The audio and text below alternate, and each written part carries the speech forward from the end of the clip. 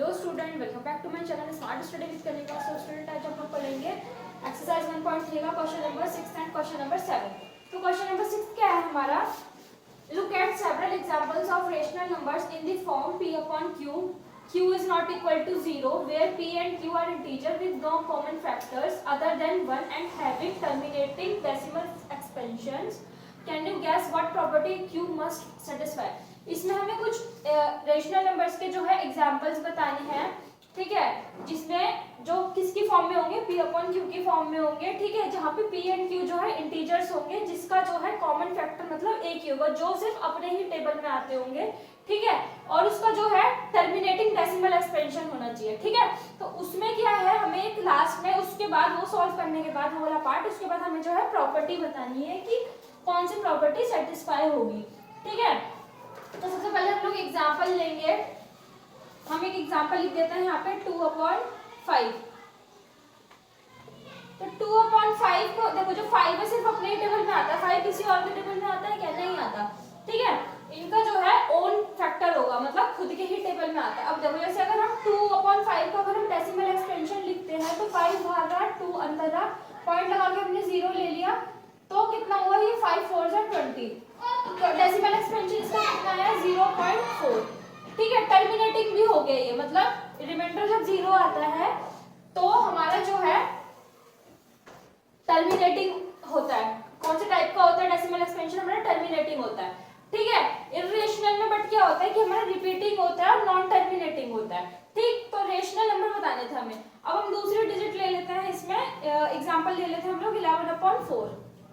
11/4 को अगर हम इसका डेसिमल एक्सपेंशन लिखेंगे, 4 हमने बाहर लिखा, 11 हमने अंदर लिखा, तो 4 2 8, 11 में से 8 गए, 3 बचा, पॉइंट लगा के 0 ले लिया, 4 1 4, 4 2 8, 4 3 12, 4 4 16, 4 5 20, 4 6 24, 4 7 28, ठीक है।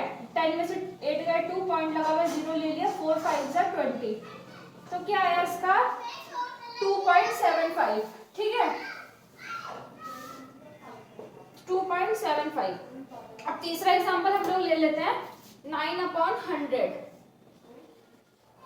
देखो 9/100 जो है, अगर हम इसका डेसिमल एक्सपेंशन करते हैं तो 100 हमने बाहर रखा, 9 हमने अंदर ले लिया, पॉइंट लगा के 0 ले लिया, 90 जो है छोटा है 100 से, तो एक और 0 के साथ एक और 0 ले लिया, तो 10 9 900। इसका भी, ये भी टर्मिनेटिंग डेसिमल एक्सपेंशन आ गया, तो कितना आया? 0.09, ठीक। अब हमें बताना है कि इनके फैक्टर, हम इसमें हमें सिर्फ क्या क्वेश्चन में क्या बताना था? नो कॉमन फैक्टर, मतलब कि जो अपने ही टेबल में आने चाहिए, जो हमारे डिनोमिनेटर है, अगर हम इसको चेक करेंगे तो इसमें क्या लिखा रहेगा? देखो 5 अपने टेबल में आता है, 2 4 जो है 2 के और अपने टेबल में आता है, ठीक है, और 100 जो है 2 के टेबल में भी आता है और 5 के टेबल में भी आता है। तो 2 और 5 इसके क्या निकल के आए हैं? प्रॉपर्टी के दो सम निकल। If 2 is equals to 2a multiply 5b, then p upon q is a terminating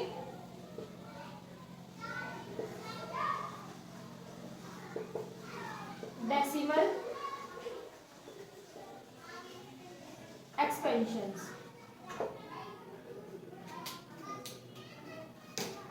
ठीक है। अब देखो, रेशनल नंबर जब हम लोग बताते हैं तो रेशनल नंबर्स में हमारा जो, मतलब अगर हम इर्रेशनल की अगर हम बात करते हैं तो पहले रेशनल में तो हमारा टर्मिनेटिंग होता है, लेकिन अगर इर्रेशनल की बात करेंगे तो इर्रेशनल में हमारा जो है नॉन टर्मिनेटिंग होता है। तो यहाँ पे हमें रेशनल्स नंबर ही बताने थे, ठीक है।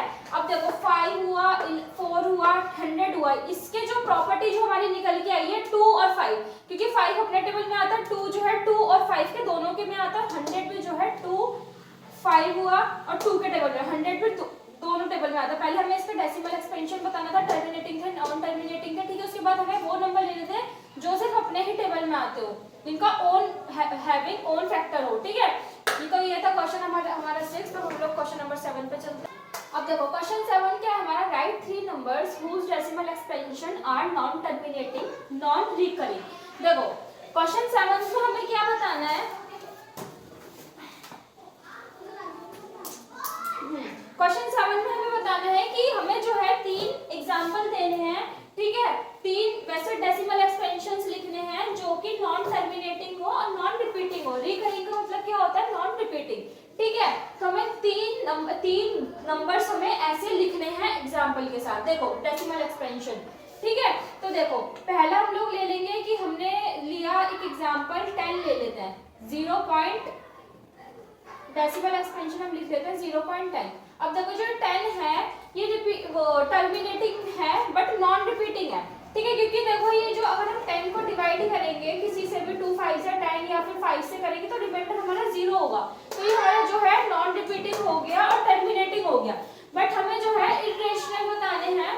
ठीक है, तो इरेशनल में क्या होता है, हमारा जो रहता है हमें इरेशनल नंबर ही लिखने होंगे, क्योंकि इरेशनल में ही ऐसा सिनेरियो क्रिएट हो सकता है कि जो हमारी जो टर्म है वो रिपीट भी मतलब नॉन टर्मिनेटिंग हो, एंड भी ना हो और नॉन रिपीट भी ना मतलब मतलब हाँ रिपीट भी ना हो। ठीक है, तो जो डिवीजन मेथड जाएगा वो हमारा रिपीट भी ना हो, टर्मिनेटिंग भी ना हो। ठीक है, तो इसमें देखो 10 जो है हमारा टर्मिनेट हो गया, तो हम क्या करेंगे, हमने 10 के साथ हम ले लेंगे 1 0 0 एक बार, फिर 1 0 0 0 ले लेंगे, फिर 1 0 0 0 0 ले लेंगे, 1 0 0 0 0 0। ठीक है, तो देखो ये क्या जो टर्म हो रही है हमारी रिपीट हो रही है, सो ऑन। ठीक है, तो ये रिपीट हो रही है। अब देखो ना तो इसका एंड हो रहा है ना ये खत्म हो रहा है, तो ये हमारा एक डेसिमल एक्सपेंशन ये हो गया। दूसरा हम लोग ले लेंगे जैसे एग्जांपल में 200 0.200। अब देखो 200 भी जो है हमारा टर्मिनेटिंग है। ठीक है, टर्मिनेटिंग डेसिमल एक्सपेंशन है और ये रिपीटिंग नहीं होगा। तो 200 के साथ हम लोग ले लेंगे 2000 ले लेंगे एक बार। ठीक है, फिर 20,000 ले लेंगे, 3 0 2 0 है, 3 0 यहाँ। ठीक है, 4 0 यहाँ, 5 0 ले लेंगे फिर। तो ऐसे ही जो है टर्म है हमारी आगे आगे रिपीट होती चली जाएगी। ठीक है, मतलब बढ़ती चली जाएगी। तीसरा एग्जांपल हम लोग ले लेते हैं यहाँ पे 0.47। अब 47 देखो इसको हम कैसे लिखेंगे, 47 477 हो गया, फिर 4777 हो गया, 47777 हो गया, सो ऑन। ठीक है, तो ये थी हमारी नॉन टर्मिनेटिंग और नॉन रिपीटिंग। 47 जो है हमारा नॉन टर्मिनेटिंग होगा।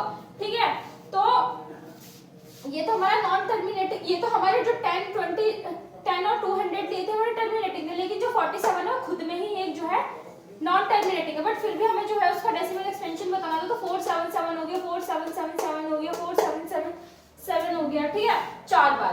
तो ये था हमारा क्वेश्चन नंबर अब देखो 7। लेकिन इसमें हमें क्या बताना था, सिंपल सा नॉन टर्मिनेटिंग और नॉन रिपीटिंग रिकरिंग। ये जो वर्ड है इसको देख के कोई भी कंफ्यूज नहीं होगा, क्योंकि इसका मतलब होता है रिपीटिंग। मैं यहाँ ब्रैकेट में लिख देती हूँ रिपीटिंग। ठीक है, इसका मतलब बस ये होता है। तो ये जो टर्म है आप देख पा रहे हैं आप लोग की एंड भी नहीं हो रहा है इसका, और ये जो है खत्म भी नहीं हो रही है। तो ये था हमारा क्वेश्चन नंबर 7।